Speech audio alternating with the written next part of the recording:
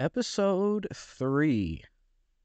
We now have a trilogy of podcast episodes now. I'm now 3 episodes into this. Now, if you watched still, I did the same shit as last week.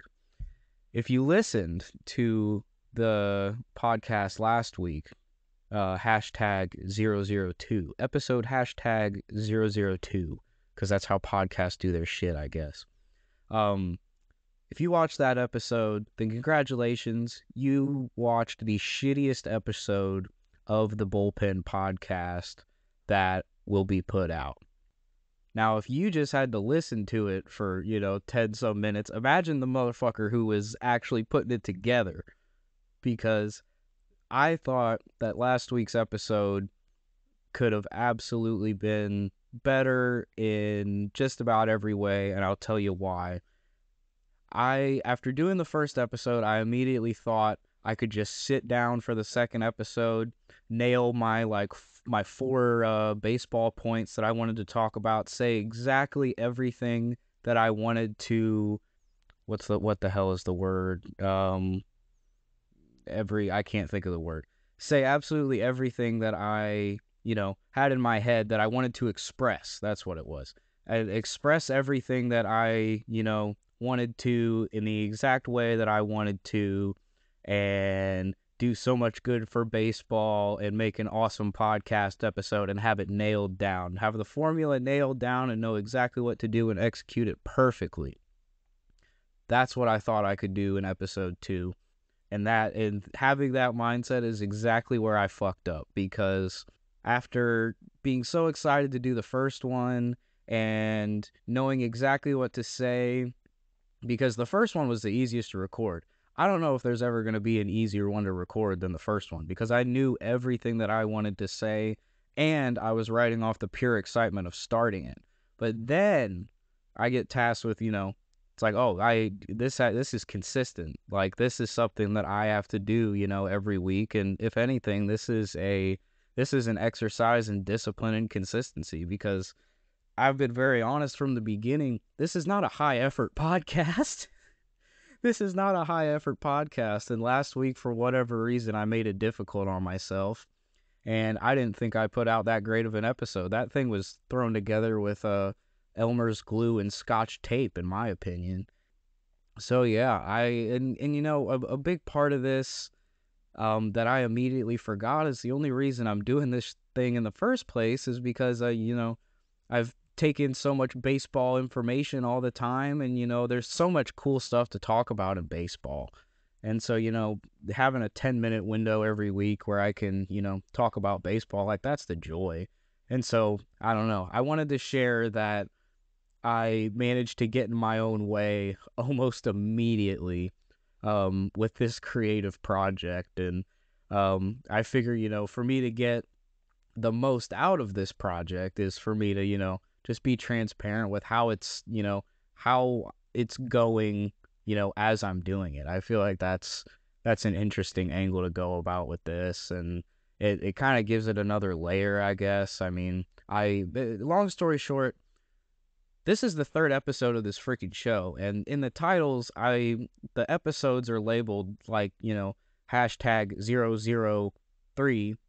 And the reason for that is because I, see so many podcasts now, and they have episodes like in the hundreds, in the thousands. Like I think I saw Joe Rogan is at just shy of 2,000 now. It's like, holy shit, that's insane. That's so much podcasting. That's a lot of freaking effort. Imagine how much, his show progressed in that amount of time, or anybody else's show who's done this for a long period of time. So the way I see it, that's the journey. That's half the journey, and the other half of the journey is talking about baseball along the way and getting to talk about baseball and the things that I love about it. And yeah, so yeah, got all that out. So episode 3, what the hell, what are we talking about? What's going on with baseball? All I really want to talk about is Elly De La Cruz. Elly De La Cruz recently made his debut for the Reds, and just like Jordan Walker, who I talked about last week, He's 21 years old. I think he's slightly older than Jordan Walker, if I remember right, but this dude's 21, absolute freak of nature. From what I've seen, he's expected to be good at everything that you can be good at on the baseball field. Oh, goodness! That ball had a family! In Game 2, his first home run! And right when he got called up, it seemed like the Reds got some kind of spark. In a world where everything that I see and hear about the Cardinals for the most part now is negative. Oh my God, especially on Twitter. If you go scroll on Cardinals Twitter after a loss, it'll bum you out. It'll bum you out so much. And it's like I already know the Cardinals suck right now. It's like I already know we're not good. I don't know if we'll even make the playoffs. Who the hell knows? It's like I go on Twitter and I see everything that I already know. It just gets reinforced by people that I don't know or care about. But Twitter gave me something good this week because I saw a plethora of videos of the Reds having fun, of the Cincinnati Reds having a fun time. And this is, I wonder if the Cardinals were doing better, I feel like I would see that and just be like, you guys are the Reds. I've never really liked the Reds. I've always thought the Reds sucked. I don't care. I've never really cared about the Reds as an organization. I've never really thought much of them. But this was the very first time that I ever considered, it's like, oh shit. Oh shit. Because I see the Reds having fun. The Reds are having fun. And right now, okay, I'm recording this on Saturday, June 10th. And yesterday, the Reds and Cardinals played, and the Cardinals actually won. So take that into account, right? So keep that in mind. But I saw a few videos of the Reds having fun, and for a short amount of time, I was convinced that, oh shit, the Reds are good now. Yep, that's it. The Reds are good now, and the Cardinals are at the bottom of the National League. This is the future now, and I just got to be okay with it. And for a tiny bit, that's where I was sitting until I used my head a little bit, and I remembered the baseball season is still long as hell, and there's so much time left for the Reds to start sucking. They still have a losing record. So again, I think it's hilarious that I see a few videos on Twitter and I just think, oh, yep, they're good now. They're having fun. That doesn't mean they're good.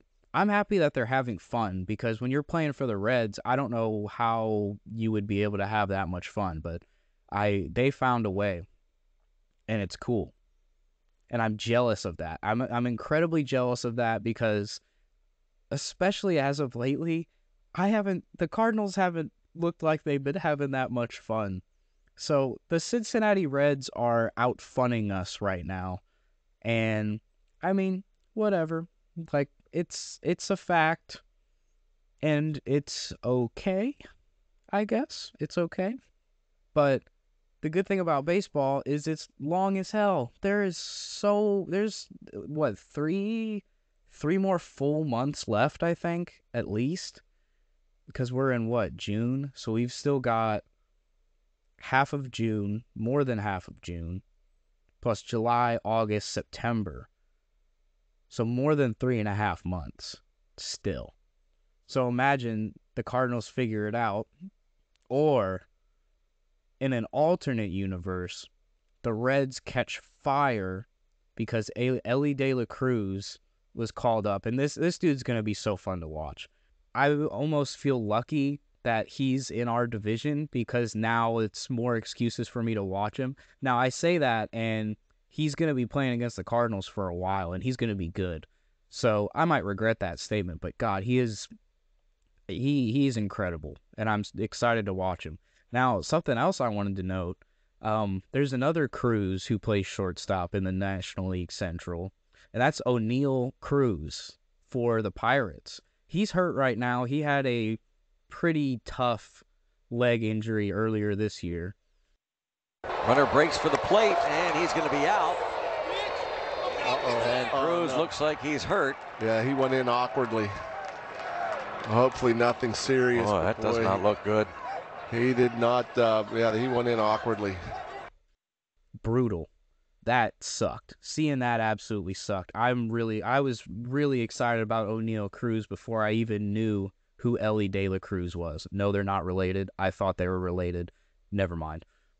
But we can't forget, there's two extremely exciting shortstops who are absolute freak of nature athletes in the National League Central. One plays for the Pirates, one plays for the Reds. Two organizations that I've not been forced to have any respect for until now, until this year, because the Cardinals suck so bad, and we don't even know how to have fun. I wish we could have fun while we suck, but I guess that's not the Cardinal way. I mean, you can't really have that much fun when you're sucking, when you know you're supposed to be good. Maybe that's what it is. I don't know. But baseball is long, and there's a lot of time left to see what the hell happens.